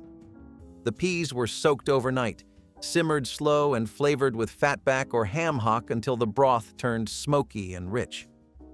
The aroma filled kitchens from Georgia to Louisiana, blending the earthiness of rice with the depth of pork and a touch of spice. It wasn't an expensive dish, but it was abundant, stretching small portions into a feast that could feed a crowd. Children were told to eat at least one spoonful for good luck, though few stopped at just one. Served alongside greens and cornbread, it became a complete meal and a yearly prayer. Each bite was a bridge between struggle and hope, between survival and joy. Hoppin' John reminded every family that wealth came in many forms, flavor, family, and faith among them. It was food with purpose, born from ingenuity and belief, simmered in the same pot as endurance and love. Charred sweet potato peel tea was the drink of those who refused to give up warmth even when comfort seemed gone. When sugar was low and coffee was nothing but memory, families gathered the peels of sweet potatoes, rinsed them, and laid them across open flames until the edges blackened and curled. The smell was deep and smoky, the scent of fire and sweetness twined together. Once roasted, the peels were steeped in boiling water, turning the liquid a soft amber brown with a flavor that felt older than the land itself. Some people added honey or molasses for richness, others drank it plain, savoring the faint caramel taste that soothed the heart. It was a quiet ritual, often shared at the end of long days, when words were few but peace was needed. The steam rose like a prayer, the kind that carried both sorrow and gratitude. Charred sweet potato peel tea was not about luxury or comfort. It was about memory, care, and the belief that warmth could always be found again. It was love brewed slowly, proof that even ashes could hold sweetness. Pig's feet simmered in large pots throughout Black neighborhoods during the Christmas season, their rich, gelatinous texture beloved by those who understood slow cooking. These humble cuts were scrubbed clean, then boiled for hours with onions, garlic, bay leaves, and vinegar until the meat became tender enough to slide from the bone. Some families pickled them in spiced vinegar brine, creating a tangy delicacy that kept for weeks without refrigeration. Others braised them with vegetables until they fell apart into silky, collagen-rich stews. The feet cost almost nothing, often less than 15 cents a pound, yet they provided protein and satisfaction that stretched across multiple meals. Children watched as mothers expertly navigated the small bones, learning that patience could transform the cheapest ingredients into something genuinely delicious. The cooking liquid itself became precious, used to flavor greens or beans throughout the holiday week. Pig's feet represented the ultimate expression of waste-nothing cooking. Hoppin' John with collards was New Year's Eve tradition that started at Christmas dinner as a promise of good fortune. Black mothers cooked black-eyed peas with rice, smoked ham hocks, onions, and the secret addition of tomato paste that added depth without announcing itself. The peas simmered until tender, then rice was stirred in to absorb the flavorful broth. Collard greens were served alongside, their potlikker mixing with the Hoppin' John on the plate. The combination represented prosperity: peas for coins, greens for paper money. Some families added hot sauce, others preferred vinegar, but the tomato paste stayed universal. The dish was eaten at midnight on New Year's Eve, ensuring the coming year would bring financial blessing. Mothers made extra because leftovers were considered lucky to eat throughout January. The tomato paste addition stayed secret because it created umami that most people couldn't identify but definitely tasted. Sweet potato cornbread was where bread met dessert and soul met comfort. Its deep orange color glowed like evening light, and its flavor walked the line between savory and sweet. Mashed sweet potatoes blended with cornmeal, sugar, and butter to create a moist, golden loaf that could stand on its own. For Christmas dinners, it was the first thing to disappear from the table. Each bite carried the flavor of the earth and the warmth of the kitchen, a sweet echo of care and creativity. In many families, this cornbread replaced plain loaves. It was softer, richer, and somehow more personal. The smell alone could bring everyone to the table before the food was even called. Served with a pat of butter or a drizzle of honey, it was comfort in its purest form. It showed how Black cooks blended tradition with imagination, always finding new ways to turn simple ingredients into something unforgettable. One slice could make you feel full, not just in stomach, but in spirit. Candied yams with burnt sugar crust could make a whole house stop talking. Thick slices of yam bathed in butter and brown sugar until the edges bubbled and caramelized into dark glass. The smell alone was enough to draw everyone to the kitchen door. It was a dish that glowed like amber, glistening beneath oven light. Each bite balanced soft sweetness with smoky depth, melting into the tongue like memory. Families made it with precision, layering yams just right so the syrup reached every corner. Some added nutmeg or orange zest, others just let the sugar speak. It was often the first dish to disappear, scraped clean before dessert was served. No holiday table felt right without it. Candied yams weren't just sweet, they were sacred, connecting generations through the simplest acts of care. When the crust cracked beneath a spoon, it was music, the sound of warmth returning home. Pot scrappin' soup was the kind of meal that made use of every last bit that life gave. When the pantry was empty, people turned to what clung to the bottom of the pot. They poured in hot water, scraped up every browned edge and leftover piece of vegetable or meat, and built a new meal from what was left behind. It simmered for hours until the flavors came together, smoky and deep, with hints of salt and spice from earlier meals. No two pots ever tasted the same, and that was the beauty of it. Sometimes it had bits of onion, sometimes beans or bones, always something saved from before. It filled the air with a smell of gratitude, the kind that made even the poorest home feel rich. Children dunked stale cornbread in it, soaking up every drop. Pot-scrapping soup reminded families that nothing was ever truly gone, not flavor, not hope, not care. It turned waste into warmth and leftovers into love. The sound of that bubbling pot was a hymn for survival, proof that the end of the week still had something worth waiting for. Collard greens with smoked neck bones simmered on stovetops throughout Black neighborhoods as Christmas approached, their rich aroma drifting through windows, across front porches. The greens required careful preparation. Each leaf had to be washed multiple times to remove grit, stripped of tough stems, and torn into manageable pieces. Smoked neck bones were added to large pots of water along with onions, garlic, vinegar, and red pepper flakes, creating a broth that would infuse the greens with smoky depth. The pot would simmer for hours until the greens turned silky and dark, swimming in pot liquor that elders sipped like medicine. Neck bones cost almost nothing at the butcher counter, often given away or sold for a few cents a pound, yet they transformed simple greens into something approaching luxury. Cornbread was mandatory alongside, used to soak up every drop of the precious cooking liquid. This dish represented prosperity for the coming year, the greens symbolizing money and the long cooking time symbolizing patience and care. 7-layer caramel cake was the crown jewel that appeared only at Christmas, taking 2 full days to complete. Black mothers baked 7 thin yellow layers that had to be perfectly even, then made caramel frosting from scratch by cooking sugar until amber, adding cream at precisely the right moment. The frosting required constant stirring and a candy thermometer, with temperatures mattering more than oven settings. Each layer was brushed with vanilla syrup, then stacked with warm caramel between, assembled while the frosting was still workable. The finished cake stood 8 inches tall with a glossy shell that cracked beautifully when sliced. Grandmothers made this cake, aunties made this cake, but the recipe stayed locked in memory, never written down. It was shared only with daughters who'd proven themselves patient enough to stand at the stove for hours. The cake represented legacy, the kind of food that announced a woman's mastery and her commitment to making Christmas extraordinary. Homemade rolls with butter-brushed tops were a gift of patience and warmth. Before store-bought bread took over, these rolls were kneaded by hand, rising slow in the corner of a warm kitchen. The scent of baking bread was enough to make children hover near the oven, waiting for the first golden batch to come out. Butter melted and shimmered on their tops, soaking into the soft, pillowy dough beneath. They weren't just sides, they were gestures of care.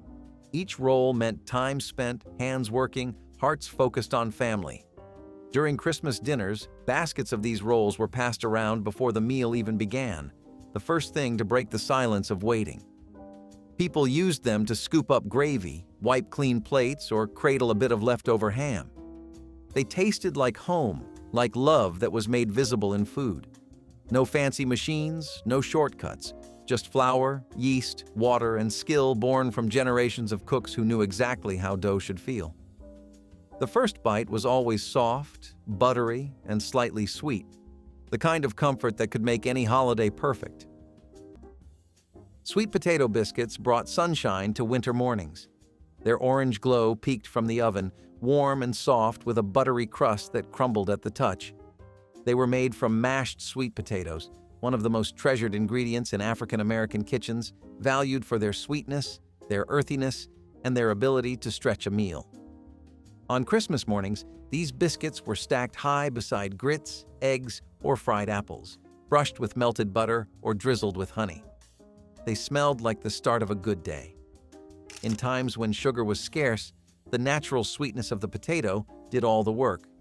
Kneaded by hand and baked in cast-iron skillets, they carried the weight of care in every fold. Grandmothers taught children how to press the dough without overworking it, whispering small lessons about patience, family, and food as love.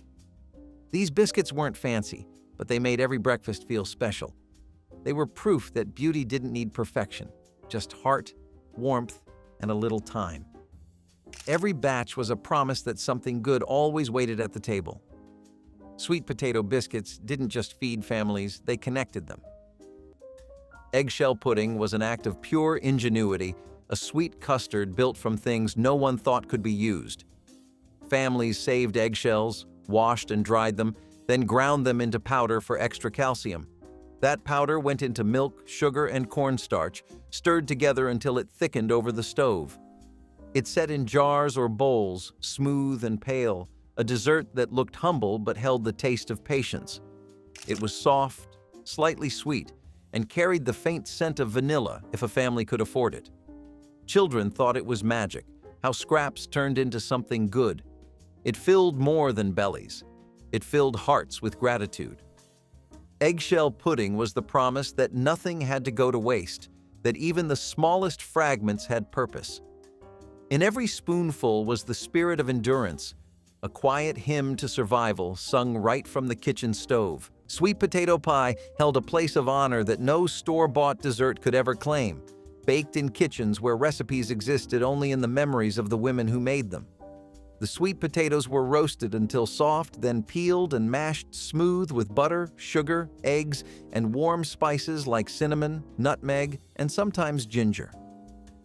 Evaporated milk was added to create a silky filling that would set into custard during baking, while a splash of vanilla rounded out the flavors. The crust might be homemade from flour and lard or purchased if time was short, but the filling always came from scratch. Sweet potato pie was never confused with pumpkin pie in Black households. The two were entirely different traditions, with sweet potato carrying deeper flavor and richer history.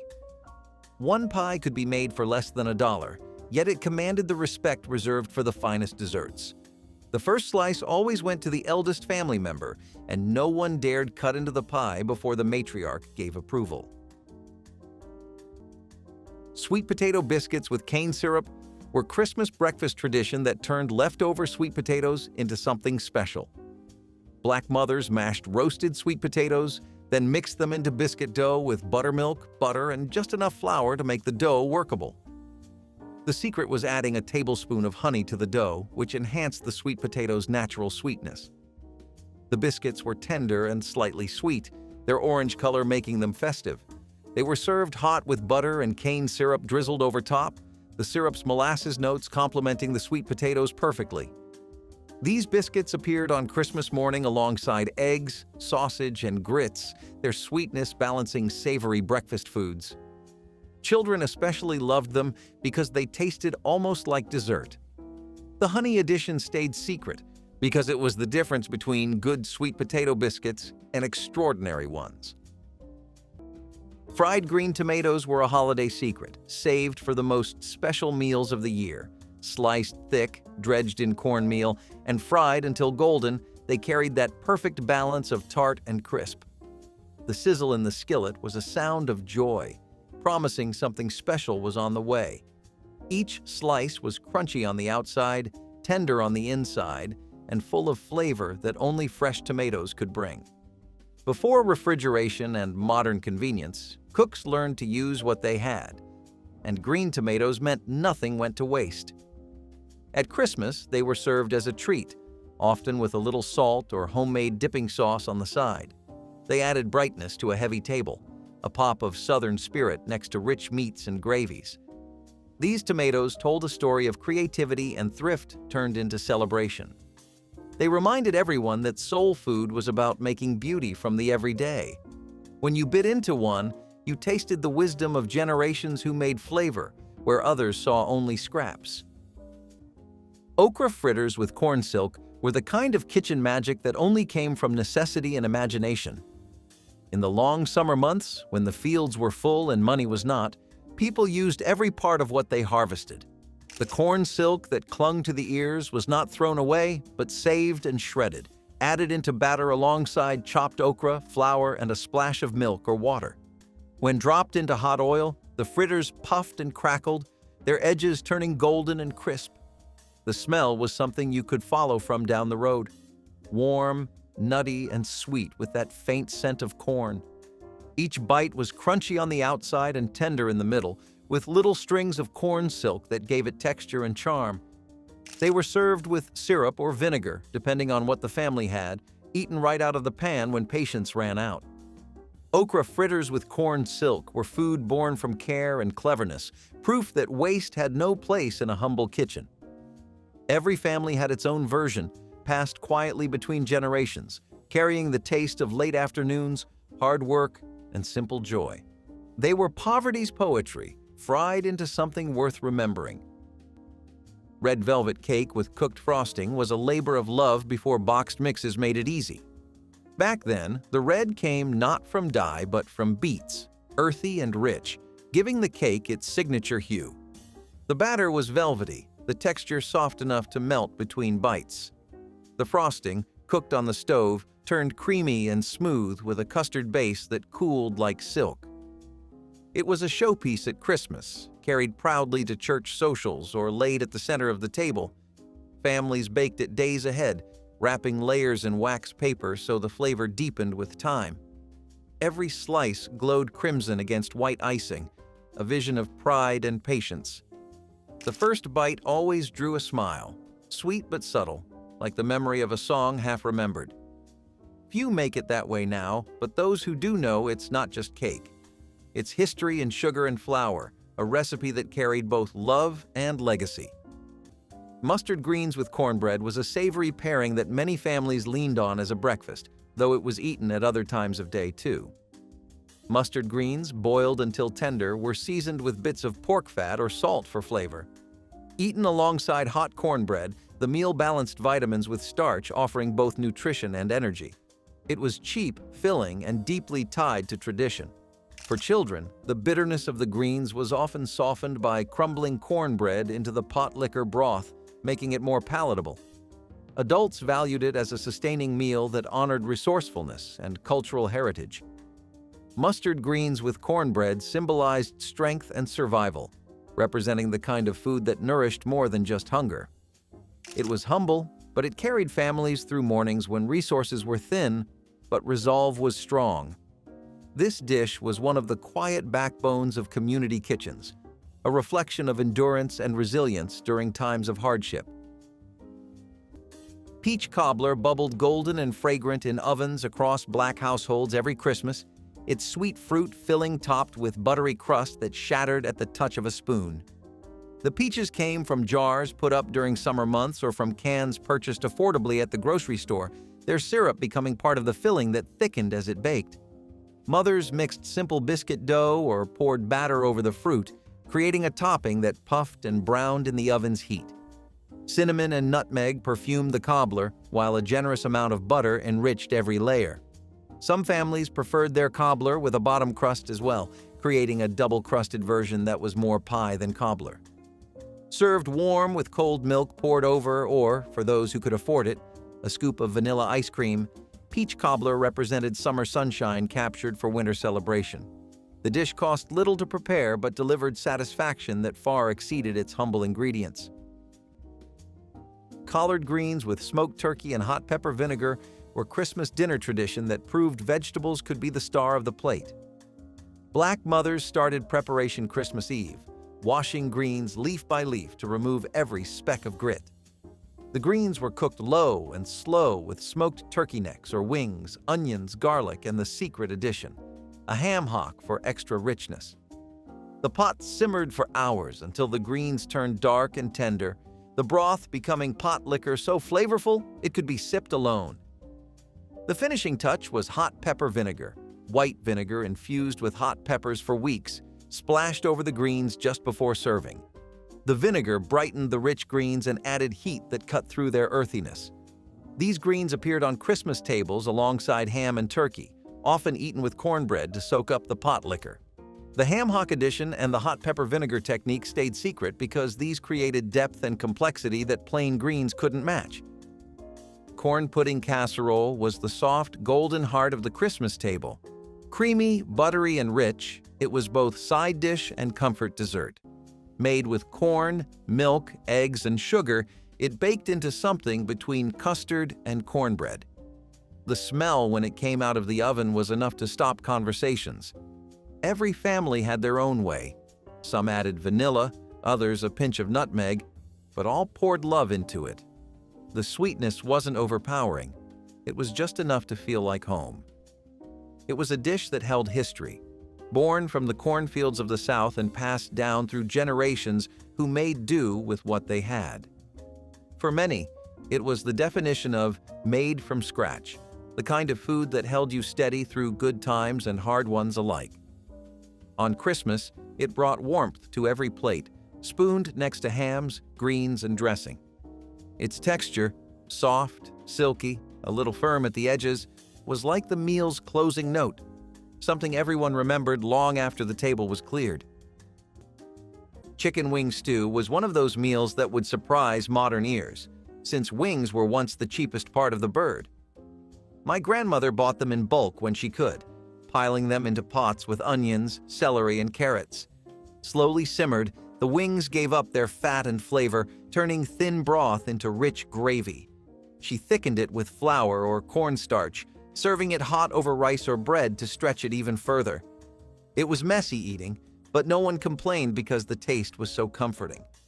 Wings may be prized today, but in the 1960s they were scraps, turned into nourishment by clever hands. She said every part of the bird had value if you treated it with respect. Chicken wing stew carried the spirit of thrift, transforming what others dismissed into something that filled the house with warmth. It was proof that good cooking did not depend on wealth, only patience and care. Hominy crackle porridge was the kind of breakfast that came from patience, not plenty. When there was no bacon, no biscuits, and not much else in the pantry, leftover hominy saved the day. It was stirred into a pot with water or milk, sweetened with molasses, and spiced with nutmeg or cinnamon if you had it. The sound of the spoon scraping against the pot made a rhythm that felt almost like music, slow and steady like morning itself. When the porridge bubbled, it released a scent both earthy and rich, a blend of smoke, sugar, and warmth. Children would sit waiting with chipped bowls in their hands, ready for the first ladle. It was thick and creamy, sometimes with a thin golden crust if it sat long enough. Hominy crackle porridge filled bellies and lifted moods, turning scraps into something special. It reminded families that sweetness did not depend on sugar alone, but on love and endurance. Every spoonful was a story of thrift and tenderness, made from what was left and shared without complaint. When the bowl was empty, people still felt full, not just from the food, but from the comfort it brought to a hard world made softer by care. Giblet gravy was the secret weapon that elevated Christmas dinners from ordinary to extraordinary, made from parts that many modern cooks simply throw away. The giblets, heart, liver, gizzard, and neck, were simmered in water with onion, celery, and herbs until tender, creating a deeply flavored broth. The cooked giblets were then chopped fine and returned to the broth, which was thickened with flour and enriched with pan drippings from the roasted bird. This gravy carried layers of flavor that no store-bought version could match, tasting of careful preparation and inherited knowledge. Black mothers understood that the giblets contained concentrated nutrition and intense savory depth. The gravy was ladled generously over dressing, rice, and sliced meat, tying the entire meal together. Children learned to appreciate the slightly chewy texture of the chopped giblets, understanding that this was how grandmothers had always made Christmas dinner taste like home. Praline sweet potato casserole elevated humble yams into something so decadent that guests forgot it was technically a side dish. Black mothers roasted sweet potatoes whole until their sugars caramelized, never boiling them because that made them watery.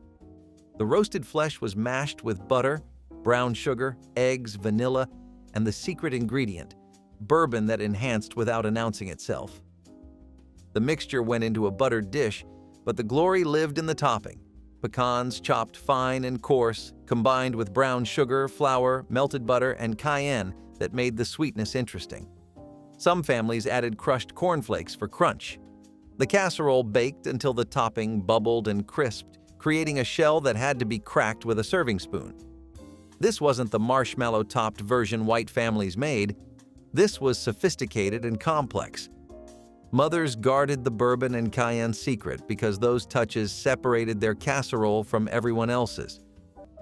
Stewed cabbage with onions and vinegar was a dish that hugged the cold right out of the winter. It was simple: Cabbage sliced fine, simmered with onions, salt, pepper, and a touch of vinegar to wake everything up. As it cooked, the kitchen filled with a tangy, savory aroma that felt like family itself. The steam rose from the pot like an invitation to gather. On Christmas tables, it sat proudly beside roast meats and cornbread, balancing the richness with its clean, bright flavor. It reminded everyone that good food did not need excess, only care. The vinegar gave it life, cutting through the heaviness of the season's indulgence, while the onions made it sweet and familiar. For many Black families, this dish came from memories of gardens and preservation, of using what the land gave with gratitude. It was not fancy, but it was honest, and that honesty made it beautiful. Every spoonful tasted like warmth, comfort, and the wisdom of making the most out of what you have. Baked ham with clove and pineapple rings glittered like celebration itself. It was the proud centerpiece of countless 1970s Christmas tables, shimmering under layers of brown sugar glaze. The ham was studded with whole cloves and crowned with golden rings of pineapple fastened by cherries in the center. Every glaze sizzled under the oven's heat, caramelizing into a sweet, smoky crust that filled the air with comfort. Families sliced it thin for sandwiches the next day or thick for dinner beside greens and macaroni. It wasn't just food. It was performance, love, and pride baked into one dish. Mothers polished Pyrex trays and fathers carved with ceremony, serving slices that glistened like amber. The sweet fruit and salty meat made every bite feel both familiar and fancy. Though store-bought spiral hams have taken its place, none can replace the memory of that golden roast shining in the candlelight. It was more than a meal. It was a symbol of making the most of what you had and turning it into joy. Hominy pancakes were another clever way families stretched resources into filling meals. Hominy, boiled corn kernels treated with lye, was folded into simple flour batter and fried on a hot griddle until crisp on the edges. The result was a pancake that was hearty, chewy, and rich in flavor. Families leaned on this dish because hominy was inexpensive, filling, and often available in bulk. These pancakes were served plain or topped with syrup, molasses, or even just butter when sugar was scarce. Children enjoyed the slightly nutty texture, while adults appreciated that it carried them through long hours of work. Hominy pancakes were tied to heritage too, with roots reaching back to Native American food traditions that influenced Southern cooking. They were a reminder of resilience and cultural continuity, showing how simple staples could be reinvented to meet new needs. Hominy pancakes filled stomachs, but they also filled mornings with the comfort of tradition and the creativity of making do. Neck bones and rice was the kind of simple, satisfying meal that Black mothers could stretch to feed unexpected Christmas guests without breaking the family budget. Pork or beef neck bones were browned in a heavy pot, then simmered with onions, garlic, and seasonings until the meat became tender enough to fall from the bone. The cooking liquid transformed into a rich gravy, infused with gelatin released from the bones during the long, slow cooking process. Rice was cooked separately, fluffy and white, ready to receive generous portions of the bones and their savory gravy. Some mothers added tomato paste or Worcestershire sauce for depth, while others kept the preparation simple to let the pork flavor shine. Neck bones were among the cheapest cuts available, often priced at less than 20 cents a pound in the 1960s. This dish could feed a table of 8 for under $2, making it essential for families with tight Christmas budgets.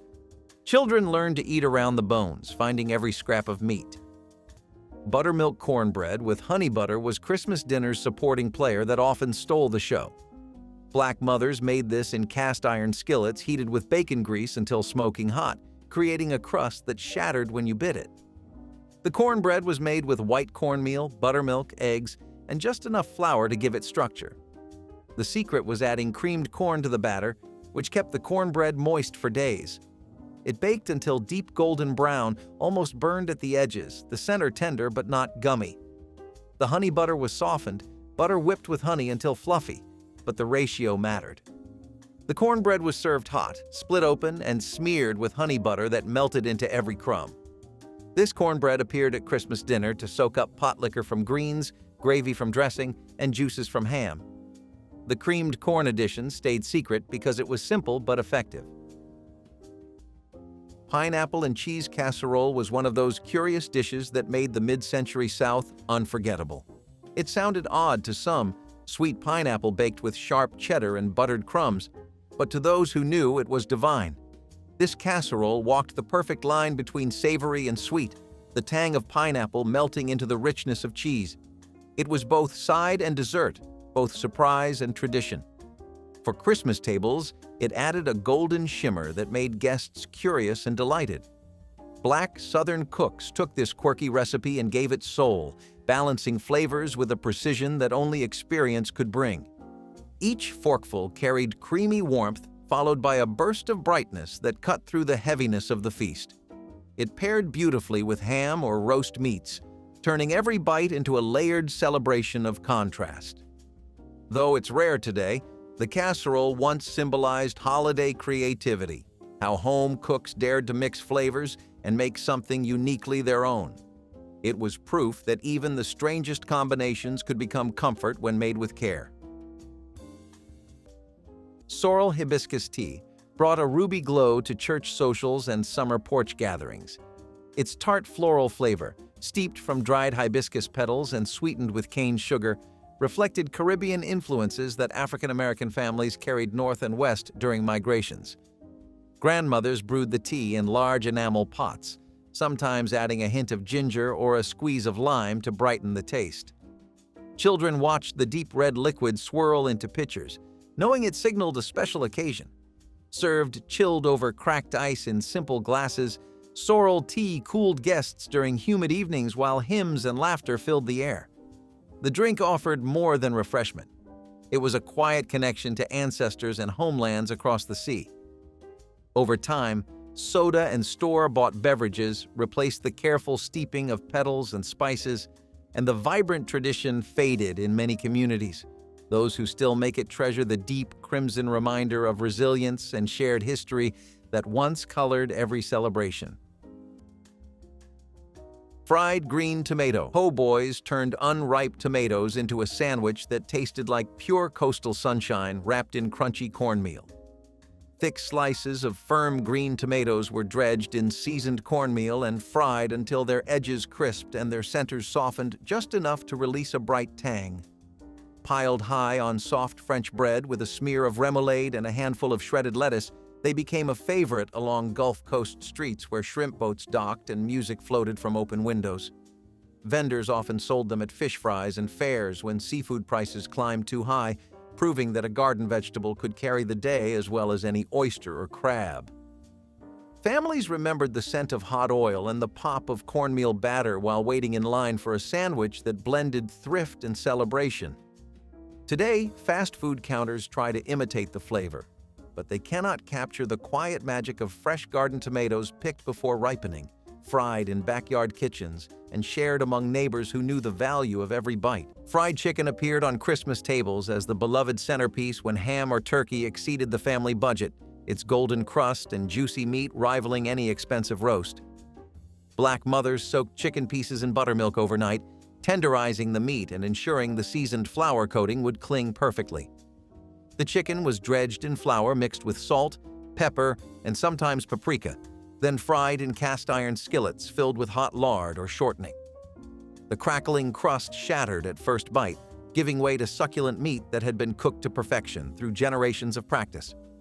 A whole chicken cost less than $2 in the 1960s, making it an affordable way to create a feast that felt genuinely special.